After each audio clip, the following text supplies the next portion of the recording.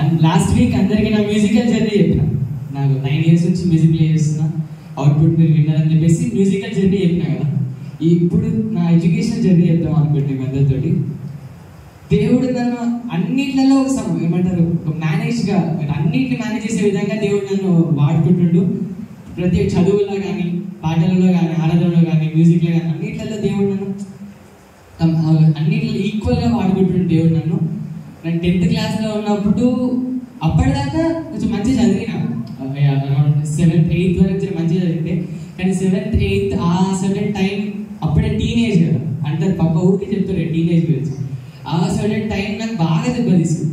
అంటే వీళ్ళకి కూడా చెప్పలేదు చాలాసార్లు, అసలు ఎప్పుడు చెప్పలేదు వీళ్ళకి కూడా, కానీ చాలా దెబ్బతీస్తుంది. మాటలలో కానీ, ప్రవర్తనలో కానీ చాలా మారిపోయినా. నా ఫ్రెండ్స్కి, నా స్కూల్ మెంబర్స్కి వాళ్ళకి మాత్రమే తెలుసు అది. చాలా అంటే చాలా చేంజ్ అయిపోయినా. కానీ తర్వాత మళ్ళా బాధ అనిపించింది, ఇట్లా చేసుకుంటే నేను దోషిపెట్లా చేస్తా, ఇట్లా మాట్లాడుకుంటా, ఇట్లాంటి పనులు చేసుకుంటా నేను దోషిపెట్లా చేస్తా అని చాలా బాధపడి మళ్ళా 9th క్లాస్లో ఆగస్ట్ సెప్టెంబర్ ఆ టైంలో చర్చ్ క్లీన్ చేయడానికి వెళ్ళినా. మేడిపల్లిలో ఉన్నప్పుడు చర్చ్ క్లీన్ చేస్తున్నాం. మా మమ్మీ అందరినీ కూర్చోబెట్టింది, నన్ను పిల్లల్ని అన్న వాళ్ళందరినీ కూర్చోబెట్టింది, చెప్తుంది వాక్యం చెప్పుకుంటా ఒక మాట చెప్పింది. నేను నీ తలుపునందు నుండి తడిచున్నాను, ఎవరైనా నా స్వరం విని తీసినేయాలా, నేను నాతో కూడా అతనితో కూడా నేను భోజనం చేసేదాన్ని. ఈ ఒక్క మాట నాకు చాలా మార్చేసింది. ఆ ఒక్క టైంకి, ఆ సర్టెన్ టైంకి నాకు కావాల్సిన వర్డ్ అది. ఎవరికైనా యూత్లో ఉన్నారు, తప్పిపోతున్నారంటే వాళ్ళకి ఈ వర్డ్ చాలా ఇంపార్టెంట్. దేవుడు ఎక్కడున్నాడు? తలుపు అంటే ఎక్కడుంది? మన హృదయం. ఆయన హృదయం దగ్గర ఉండే పిలుస్తాడు. మనం దేవుడిని తప్ప అందరినీ కానిస్తున్నాం లోపలికి, అందరు వచ్చేయండి అంటున్నాం, కానీ దేవుడి మాత్రం ఛాన్స్ ఇస్తారు.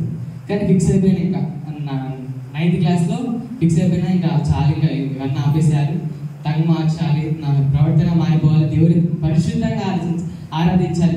మన వాక్యం విన్నాం, పరిశుద్ధమైన చేతులతో నన్ను ఆరాధించండి అని చెప్పేసి, ఇట్లా పరిశుద్ధంగా దేవుని ఆరాధించాలని చెప్పేసి నిర్ణయించుకున్నా. December 25th రోజు 9th క్లాస్లో December 25th రోజు బ్యాప్టిజం తీసుకున్నా. తర్వాత ఇంకా చదవడం మళ్ళీ సేమ్ ఫస్ట్ 7th ముందు ఎట్లుంటేనో మళ్ళీ అట్లా మంచిగా చదవడం స్టార్ట్ చేసిన. మళ్ళీ 10th రిజల్ట్స్ అందరికీ తెలిసి 9.7 వస్తే దేవుడు నన్ను అద్భుతంగా ఆశీర్వదించిండు. తర్వాత ఇంటర్లో కూడా మళ్ళీ కొంచెం బ్యాక్ వెళ్ళడం ముందుకు రావడం అన్నట్టే ఉంది. వెనక తిరగడం, మళ్ళీ దేవుడికి సారీ చెప్పడం, మళ్ళీ వెనక తిరగడం, దేవుడికి సారీ చెప్పడం, ఇదే జరిగింది కంటిన్యూస్గా. ఎవ్వరు ఇప్పుడు నేను ఇంత మంచిగా ఆరాధిస్తున్నా, ఇంత మంచిగా బట్టలు వేసుకుంటున్నానంటే మాత్రమే కాదు, ఎవరిని కూడా జడ్జి చేయకండి. Don't judge a book by its cover అంటారు కదా, అట్లా ఎవరిని జడ్జ్ చేయకండి. మంచిగా డ్రెస్ వేసుకుంటున్నారు, వీళ్ళు మంచోళ్ళు, వీళ్ళు మంచిగా డ్రెస్ వేస్తారు, మంచోళ్ళు కాదని ఎప్పుడు జడ్జ్ చేయకండి. ఎందుకంటే నాకు తెలుసు, నా హార్ట్కి తెలుసు నేను ఎట్లుండేను. లాస్ట్ నేను వాక్యం చెప్పినప్పుడు కూడా, ఆంటీ వాళ్ళు ఉండే ఆ రోజు వాక్యం చెప్పినప్పుడు కూడా చెప్పుకున్నా అందరికి, చాలాసార్లు దేవుడికి ఆరాధించడం, మళ్ళీ వెనుక తిరగడం, ప్రతిసారి చాలాసార్లు జరిగింది. ఇట్లా ఆ గిల్ట్ ఉంటే చాలాసార్లు ఇంత హీనంగా ఎట్లా మారిపోయినా నేను. చిన్నప్పుడు మంచిగా ఉండే కదా, వీళ్ళని మంచిగా పెంచినారు కదా, ఎందుకు ఇంత హీనంగా మారిపోయినా అన్న స్టేజ్కి వెళ్ళిపోయినా. చాలా అంటే చాలా ఇబ్బంది పడ్డా. నా విషయంలో నేనే చాలా స్ట్రగుల్ అయినా. నా ఫ్రెండ్స్కి వీళ్ళకి కొంతమందికి తెలుసు, చాలా స్ట్రగుల్ అయినా. కానీ మళ్ళా అన్ని నార్మల్ అయిపోయి మళ్ళీ ఇంటర్ ఫస్ట్ ఇయర్లో 425 మార్క్స్, చాలా హ్యాపీ అయిపోయినా. అప్పుడు కూడా సాక్ష్యం చెప్పినా మీ అందరికీ. మళ్ళా ఇంటర్ సెకండ్ ఇయర్, ఇది అసలు నిజంగా ఒక పెద్ద ప్రమాదం నుంచి, భయంకరమైన ప్రమాదం నుంచి దేవుడిని తప్పించింది. అందరికీ తెలుసు కదా, తల మీద ఎంత పెద్ద కట్టబడింది, జస్ట్ కొంచెం అటు ఇటు పడుంటే ఇంకా ఏమైందో కూడా చెప్పలేము, ఊహించుకోలేము. ఫస్ట్ ఆఫ్ ఆల్ దేవుడు నన్ను సజీవ దిగలో కాష్టపడుతున్నందుకు దేవుడికి ఎంతో వందనాలు తెలుస్తున్నాను. తర్వాత మళ్ళీ మార్క్స్ తగ్గిపోయినాయి. ఇంకా ఎప్పుడైతే దెబ్బ తగిలిందో, Sanskrit, English first 2 exams 70 marks పోయినాయి. 70 మార్క్స్ 2 ఎగ్జామ్స్లో వెళ్ళిపోయినాయి. మొత్తం చాలా బాధ అనిపించింది. వీళ్ళు నిజంగా చెప్పారు, అంతా ఎప్పుడు అనలేదు ఫస్ట్ ర్యాంక్ తెచ్చుకో అని చెప్పలేదు, ఎప్పుడు మంచి మార్క్స్ తెచ్చుకో, టాప్ గ్రేడ్లోనే ఉందని కూడా చెప్పలేదు. నువ్వు చదువుతాని నమ్మకం ఉంటుంది, చదువు అని చెప్పినారు. చాలా కష్టపడ్డా. సెకండ్ ఇయర్ సూపర్ 60 అని టాప్ సెక్షన్లో కూర్చున్నా. చాలా కష్టపడ్డాక కూడా దెబ్బ వల్ల ఫీవర్ వచ్చి రావడం ఎగ్జామ్ టైంలో 3 years. నిజంగా చెప్తున్నాను, ఆ 2 ఎగ్జామ్స్ రాయడానికి 3 years నేను చాలా నరకం అనుభవించిన. ఎగ్జామ్ సెంటర్లో ఫుల్ ఫీవర్ రావడం, ఒళ్ళంతా వేడైపోవడం, కళ్ళు తిరగడం, చాలా ఇబ్బంది పడ్డా.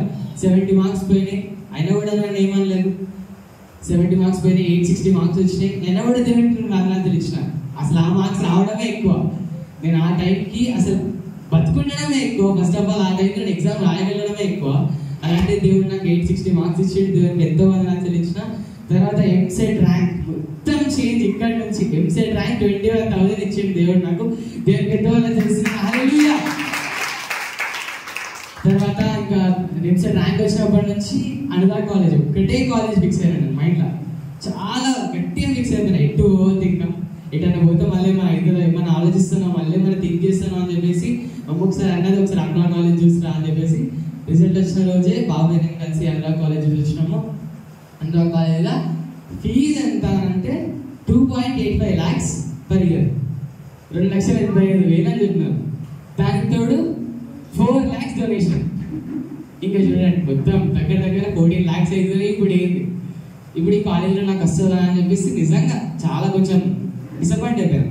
ఇంత ర్యాంక్ వచ్చినా కూడా ఏం లేదు అన్నట్టు బాగా డిసప్పాయింట్ అయిపోయాను. వాళ్ళైతే కౌన్సిలింగ్లో పెట్టుకోండి, ఇట్లా మేనేజ్మెంట్ రాకండి అని చెప్పేసి చెప్పాను.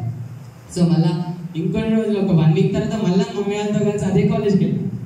సేమ్ కాలేజ్, కానీ ఈసారి బాబు ప్లేస్లో పప్పు ఉన్నాడు. పప్పకి మళ్ళీ సేమ్ మ్యాటర్ వాళ్ళు చెప్పినారు, సేమ్ ఫీజ్ స్ట్రక్చర్ అంతా చెప్పినారు. మళ్ళీ డిసప్పాయింట్ అయినా, ఇంతగానో ఫీజు చెప్తారు ఏదైనా ర్యాంక్ ఎంత తెచ్చుకున్నాను నేను ఇంతగానో అని చెప్పేసి చాలా డిసప్పాయింట్ అయినా చాలా. కానీ ఇంకా వీళ్ళందరూ ప్రేయర్ ఇచ్చారు, మీరు అందరూ ప్రేయర్ చేసినారు. మీ అందరికీ ఫస్ట్ ఆఫ్ ఆల్ థ్యాంక్స్. అందరూ ప్రేయర్లో వచ్చేయడము, అందరి ప్రార్థనలు దేవుడు విన్నాడని నమ్ముతున్నా.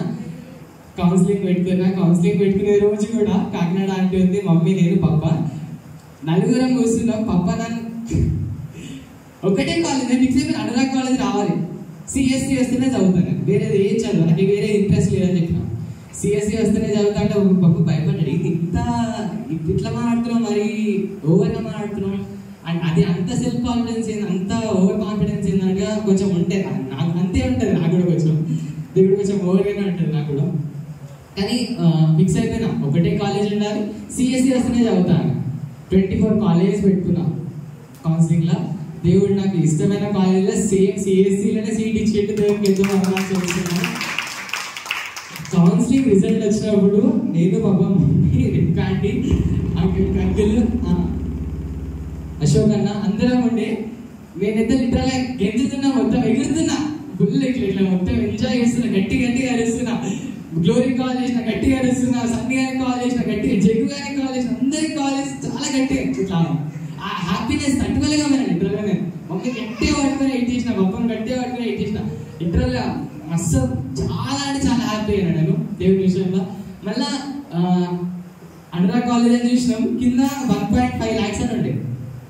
సరే 2.85 నుంచి 1.5 వచ్చింది, ఓకే హ్యాపీ అనుకున్నా. తర్వాత చదువుతూ ఉంటే 0 rupees had to pay అని చెప్పేసి 10,000 ట్యూషన్ ఫీ కట్టాలని చెప్తారు. అది కూడా మైనారిటీ కింద నాకు మళ్ళీ రియంబర్స్మెంట్ వస్తుంది. దేవునికి వందనాలు చెల్లిస్తున్నాను. ఒక్కరికి పప్పకి అందరికీ ఈ ప్రార్థన చేసిన ప్రతి ఒక్కరికి, నా గురించి ప్రార్థన చేసిన ప్రతి ఒక్కరికి వందనాలు చెల్లిస్తున్నాను. ఇంకొక మాట చెప్తాం అనుకుంటా. పిల్లలు ఇప్పుడు ఒక వాక్యం చెప్పినారు, కంఠస్థ వాక్యం విన్నారా? ఏం చెప్పినారు? పిల్లలారా ప్రభువునందు మీ తల్లిదండ్రులకు విధేయులై ఉంటే. ఒక ఎగ్జాంపుల్, చిన్న ఎగ్జాంపులే నేను అంతే. ఇంకా నేనేం చెప్పా, మళ్ళీ ఫుల్ విధేయత కలిగి ఉంటా, అంత రెస్పెక్ట్ ఇస్తానని చెప్పా. అందరి ఇంట్లో గొడవలు జరిగితే మా ఇంట్లో కూడా చాలా వదులుతాను నేనైతే అప్పుడప్పుడు. వాళ్ళకు కూడా తెలిసి ఏ రీజన్ వల్ల వదులుతానో కూడా. కానీ ఒక్కటే చెప్తున్నా, తల్లిదండ్రులకి, పేరెంట్స్కి పక్కన దేవునికి, ముఖ్యంగా దేవునికి విధేయులై ఉండాలి. దేవుడు చూపించిన మార్గంలో వెళ్ళగలిగేటట్టు ఉండాలి. హల్లెలూయా, హల్లెలూయా.